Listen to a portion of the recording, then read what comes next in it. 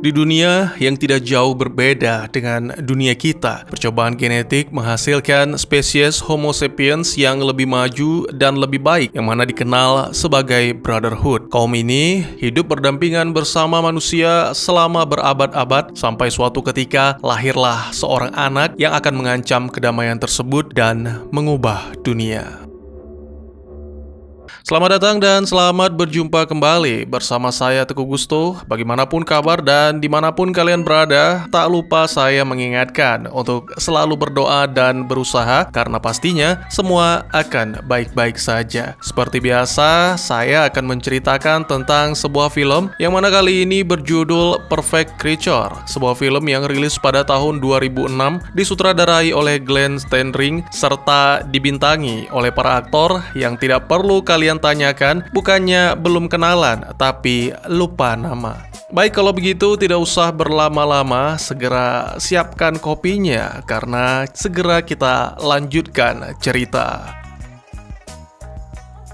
Ya, di dunia lain atau semesta alternatif, wabah besar membunuh jutaan manusia. Itu adalah penyakit yang lahir dari eksperimen genetika para ilmuwan, yang mana pada awalnya mereka mengira telah menemukan rahasia Tuhan dalam penciptaan. Namun salah satu dari wabah ini juga menciptakan jenis makhluk baru. Mereka bukanlah makhluk gaib, melainkan manusia, tapi dengan tingkatan yang lebih tinggi. Mereka terlahir dari seorang ibu manusia, lalu perubahan terjadi ketika terpapar virus, sehingga menyebabkan mutasi. Mereka menyebut diri sebagai The Brotherhood, dan dengan menggunakan ilmu pengetahuan serta ilmu agama, mereka membantu membasmi wabah serta membimbing manusia.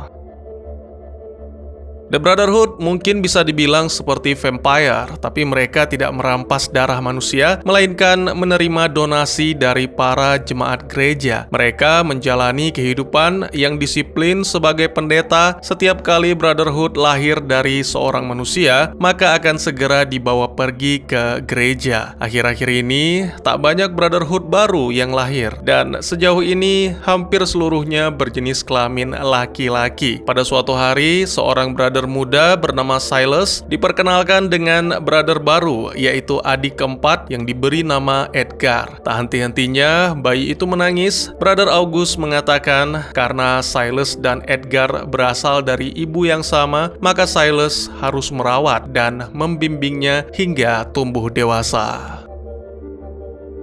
Adegan maju lebih cepat menampilkan 100 tahun kemudian. Silas yang telah dewasa berada di suatu daerah kumuh, menggunakan pendengaran supernya untuk melacak suatu kejahatan. Pria itu mendengar tetesan darah dari tubuh seorang wanita serta suara-suara lainnya yang berhubungan. Silas segera mengikuti suara-suara itu sampai akhirnya menemukan Edgar yang melarikan diri lewat jendela.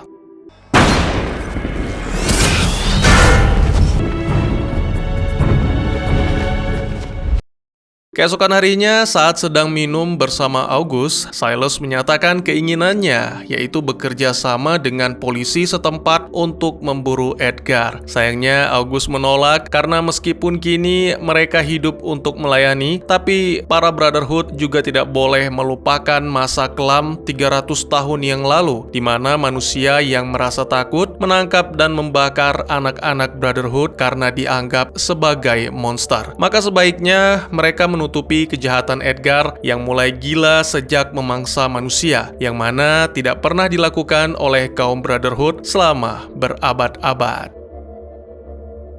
Sementara itu, di wilayah kumuh yang disebut Jamestown, terjadi krisis vaksin influenza. Vaksin seharusnya diberikan secara gratis oleh pemerintah, namun para penjahat malah mencurinya untuk dijual di black market. Lalu ditampilkan seorang polisi berprestasi bernama Lily. Kehilangan suami dan putrinya akibat influenza membuat Lily bekerja lebih keras bersama detektif Jones untuk menangkap pengedarnya. Contohnya seperti hari ini, dua detektif itu menerobos masuk ke salah satu apartemen untuk menangkap sang pemilik. Pria itu bersumpah telah memberikan vaksin kepada pihak penyewa, namun setelah dilakukan penggeledahan lebih lanjut, mereka menemukan puluhan orang yang sakit dan beberapa vaksin ditemukan di bawah karpet.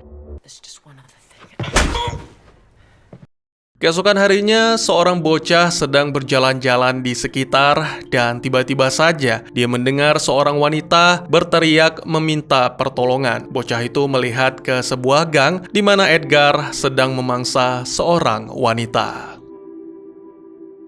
Seorang pria datang memergoki dan mengira si bocah telah menghabisi wanita malang. Tentu saja itu tidak mungkin. Segera bocah itu mengatakan yang sebenarnya. Beberapa waktu kemudian, polisi tiba dan segera diserbu oleh para wartawan dengan pertanyaan-pertanyaan yang memprovokasi tentang Brotherhood. Tak ingin berkomentar, Lily pun meminta anak buahnya untuk mengamankan. Selanjutnya, setelah pemeriksaan dilakukan, dikonfirmasi bahwa luka pada leher korban adalah luka gigitan. Lily kemudian berbicara dengan bocah yang menyaksikan untuk mengkonfirmasi dan segera menegaskan agar tidak memberitahu siapapun tentang kejahatan Brotherhood demi mencegah terjadinya kepanikan, dan ternyata peristiwa tersebut disaksikan oleh Silas dari kejauhan.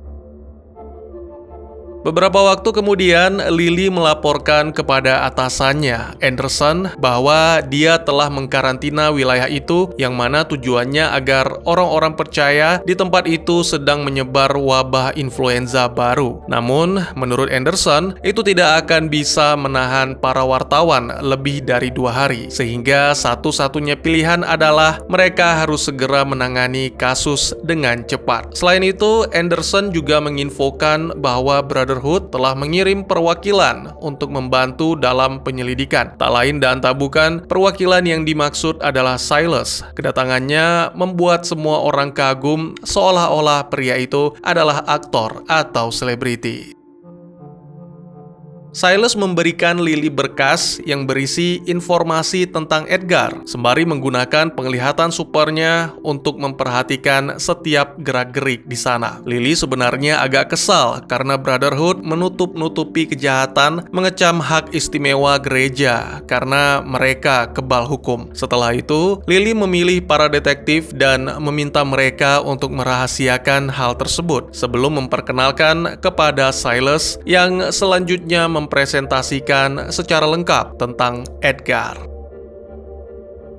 Dia menjelaskan hingga 3 minggu lalu, Edgar adalah ilmuwan terkemuka di Brotherhood dan dialah yang menciptakan vaksin influenza terbaru. Sejauh yang diketahui, para korbannya adalah wanita yang berusia 20 tahunan. Dan selain itu, Silas mengaku bahwa kemungkinan dia mengetahui lokasi pembunuhan selanjutnya karena Edgar melakukan permainan dengan menggunakan ikatan batin. Ya, Edgar menantang Silas untuk menangkapnya dengan menginformasikan lokasi pembunuhan selanjutnya, yaitu Square Bridge.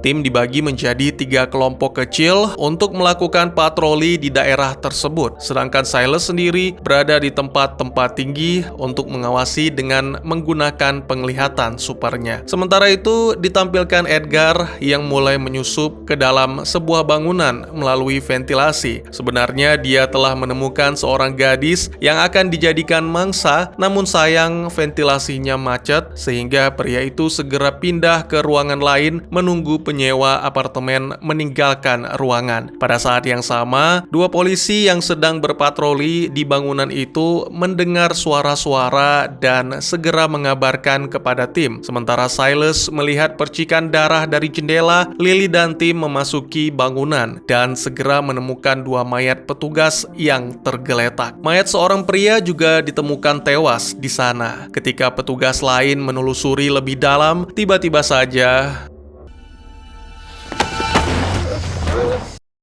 menyadari rekannya hilang, Jones pun segera mencari sehingga kedatangannya membuat Edgar melarikan diri sebelum berhasil bertindak lebih jauh. Tak lama berselang, Silas tiba menawarkan bantuan dengan memberikan darahnya kepada Lily yang mana dapat membantu mempercepat proses penyembuhan sehingga Lily bisa bertahan hidup. Setelah situasi cukup aman, Silas mencoba masuk ke dalam saluran ventilasi lalu menggunakan pendengaran super untuk mengikuti Edgar. Dia juga mendapat bantuan dari Jones yang melepaskan tembakan dan akhirnya Edgar pun berhasil dibekuk. Jones ingin membunuh Edgar, tapi Silas tidak bisa membiarkan dan segera Edgar dibawa ke gereja.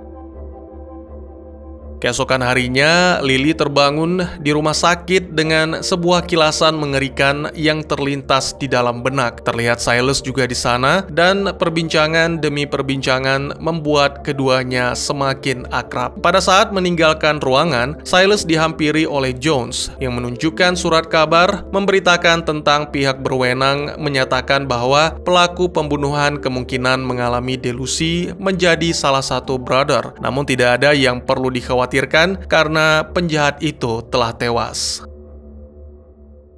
Adegan berpindah ke gereja, di mana ditampilkan pertemuan Silas dan August serta Dr. Liepsky yang mengawasi Edgar. Ya, saat ini Edgar dibelenggu setelah memenggal kepala seorang staf, meskipun telah menerima obat penenang. Liepsky tidak berpikir bahwa ini tentang kegilaan, melainkan hanya terinfeksi. Dokter itu kemudian menunjukkan kepada Silas seorang wanita yang menjadi gila, terikat di tempat tidurnya dan mencoba menyerang ketika Silas berada terlalu dekat. Ternyata secara diam-diam Edgar melakukan eksperimen dengan mengembangkan virus baru yang tentu saja ilegal. Namun karena tidak ada satupun brother yang lahir dalam 70 tahun terakhir, dan ditambah lagi sampai saat ini tidak ada brother berjenis kelamin perempuan, maka petinggi Brotherhood menjadikan Edgar sebagai pengecualian sehingga bisa mengendalikan secara genetik demi kelahiran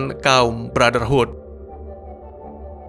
Awalnya mereka berpikir bahwa Edgar berhasil karena semua wanita di ruangan itu berubah, tapi segera virus bermutasi dan kini sebagian besar dari mereka tewas, sementara yang masih bertahan dalam kondisi kritis. Edgar juga terinfeksi dengan virus yang sama, dan ini membuat otaknya perlahan-lahan mulai membusuk, yang mana ini menjadikan Edgar sebagai satu-satunya kaum Brotherhood yang merasakan kematian.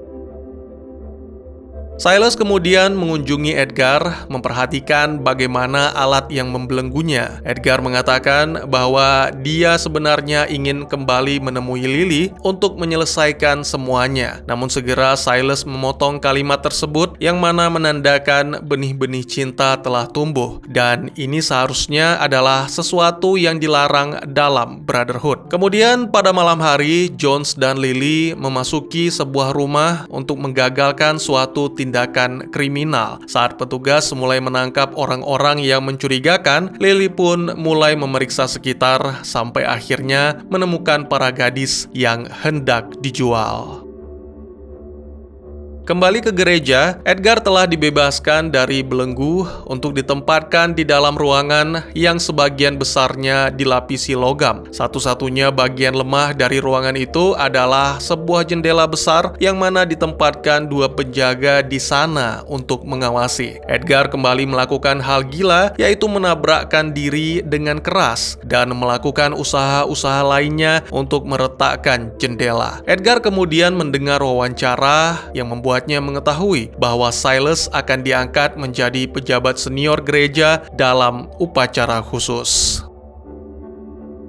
Beberapa jam kemudian, Liepsky dipanggil untuk memeriksa Edgar yang lagi-lagi menghabisi seorang penjaga, padahal sebelumnya gas penenang telah dilepaskan. Awalnya, mereka mengira bahwa secara perlahan Edgar telah hilang kesadaran, tapi sebenarnya dia sedang berpura-pura. Secara diam-diam, Edgar mempelajari peta bangunan itu, lalu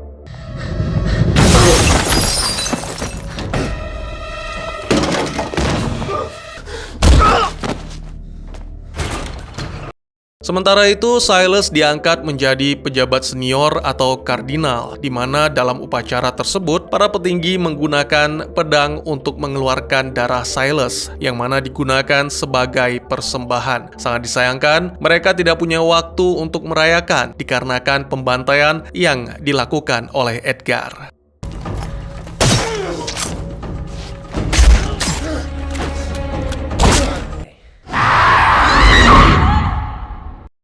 Adegan maju lebih cepat menampilkan keesokan harinya. Seorang detektif bernama Stephanie mendengar suara wanita yang menangis dan meminta tolong. Pria bernama Freddy mengancam akan memutilasi korban. Tentu saja mendengar hal itu, Stephanie pun segera bertindak tanpa menyadari bahwa itu adalah jebakan Edgar. Terungkap bahwa sebenarnya yang menjadi target mereka adalah Lily dan Freddy telah melakukan kesalahan. Edgar kemudian memberikan darahnya kepada Stephanie dan juga Freddy, yang mana itu membuat Freddy mendapatkan suatu penglihatan. Beberapa waktu kemudian, Jones melaporkan tentang hilangnya Stephanie kepada Lily yang kini sedang berada di apartemen bersama Silas. Mengetahui niat Edgar, meskipun berbahaya, tapi Lily tetap bersikeras bahwa dia akan menjadi umpan. Sementara itu, selagi Freddy menguras darah Stephanie, Edgar menggunakan indera supernya untuk mencari keberadaan Lily. Saat tengah malam, ketika memperhatikan Lily tidur, Silas merasakan kehadiran Edgar, yang mana itu membuat Silas segera mencari saudaranya. Lily juga melakukan hal yang sama bersama Jones. Mereka memeriksa apartemen setelah melihat sesuatu yang mencurigakan, sangat mengejutkan. Tiba-tiba saja Edgar memecahkan jendela dan menangkap Lily, serta kemudian siap untuk melanjutkan sesuatu yang tertunda. Untungnya Silas muncul dan mengancam dengan pistol khusus. Namun sangat disayangkan,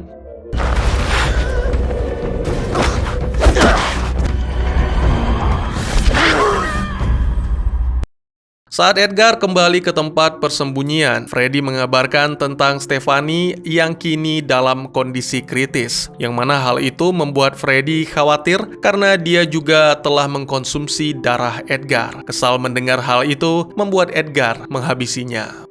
Look, she's giving me something. Beberapa waktu kemudian, para detektif mendatangi rumah sakit setelah mendengar kabar bahwa Stephanie ditemukan di suatu tempat dengan pesan dari Edgar bahwa darahku akan mengubah dunia. Wanita itu bersikap sangat agresif, lalu dalam beberapa jam semakin banyak ditemukan kasus-kasus yang sama, menunjukkan bahwa virus telah menyebar. Hanya dalam beberapa jam saja, rumah sakit itu telah dipenuhi oleh para korban dan beberapa dari mereka juga ada yang kehilangan nyawa. Tentu saja mustahil untuk merahasiakan. Oleh karena itu, pihak berwenang mengumumkan bahwa wabah baru sedang menyebar sehingga Jamestown pun dikarantina serta darurat militer diberlakukan. Siapapun yang berkeliaran saat malam akan ditembak.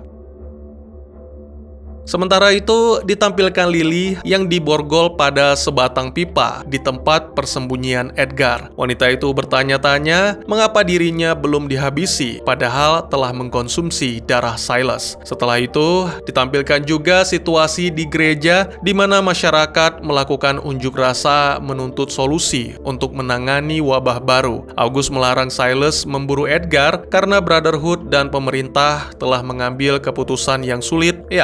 Penduduk di sekitar zona karantina akan dievakuasi, sedangkan daerah kumuh akan dibakar demi menghabisi Edgar serta para penduduk yang ada di sana.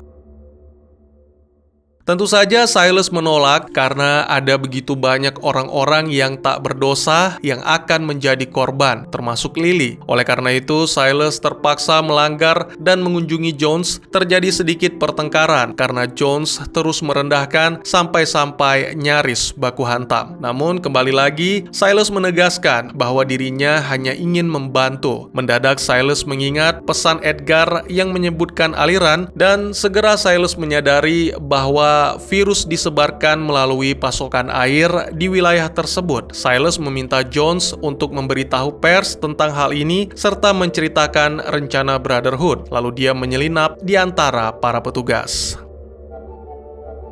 Dalam perjalanan menuju ke lokasi penampungan air, Silas bertemu dengan seorang brother yang masih setia mendoakan para penduduk yang mati dan sangat terkejut ketika Silas menjelaskan bahwa sebenarnya Brotherhood juga ikut terlibat dalam masalah ini. Tak lama kemudian, Edgar yang merasakan kehadiran Silas segera meninggalkan Lily untuk merencanakan sesuatu. Sementara Lily mencoba memberikan peringatan kepada Silas dengan menendang dinding, sayangnya, bukan Silas yang datang, melainkan seorang wanita yang telah terinfeksi. Dan ketika Silas mengikuti wanita itu, tiba-tiba saja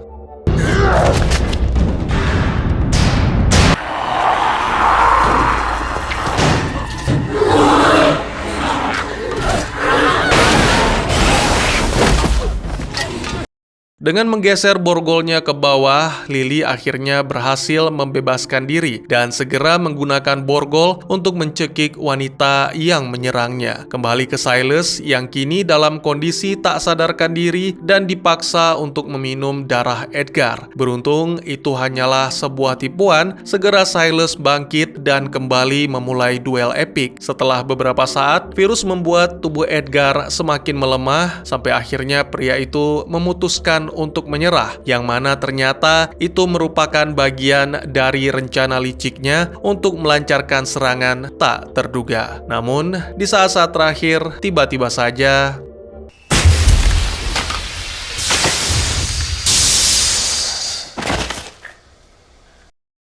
saat meninggalkan tempat itu, Silas menjelaskan kepada Lily tentang suatu hal penting yang selama ini diinginkan oleh Brotherhood. Kemudian terungkap bahwa seorang wanita yang terinfeksi telah melahirkan seorang bayi perempuan yang istimewa. Dan ini merupakan pertama kalinya. Lily diminta untuk merahasiakan hal ini dan melindungi bayi itu dari kelompok Brotherhood. Film pun ditutup dengan menampilkan Lily yang pergi sembari dilindungi oleh seorang brother baik yang sebelumnya bertemu dengan Silas. Adegan selanjutnya menampilkan beberapa hari kemudian di mana Lily terlihat bahagia dengan si bayi dan diawasi secara diam-diam oleh Silas. Silas sendiri kini dianggap sebagai seorang yang murtad dan diburu. Namun dia bersumpah akan melawan dan mengungkap seluruh kelicikan Brotherhood.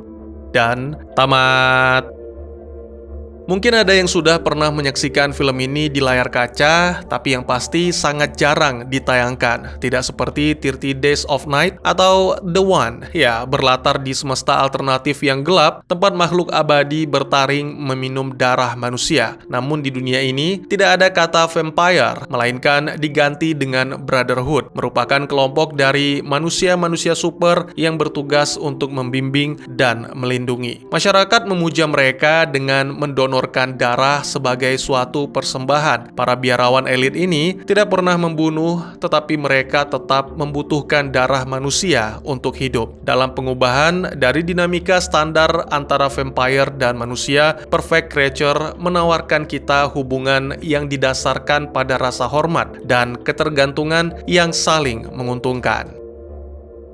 Dari temanya, film ini mengeksplorasi isu rekayasa genetika secara mendalam. Film ini menggambarkan potensi mengagumkan dari rekayasa genetika, yaitu kemampuan menciptakan makhluk-makhluk dengan keistimewaan luar biasa, seperti Brotherhood dengan kemampuan penyembuhannya. Namun di balik itu, film ini juga menyoroti konsekuensi yang berpotensi merusak dari eksperimen yang tidak bermoral. Misalnya, eksperimen yang tidak terkendali bisa menghasilkan semua hal buruk di dunia seperti wabah influenza. Lebih lanjut, film ini menunjukkan bahwa dalam masyarakat tertentu, vaksin dapat digunakan bukan hanya sebagai alat medis, tapi juga sebagai alat penindasan dan pengendalian yang menyebabkan keuntungan bagi mereka yang menjualnya di black market.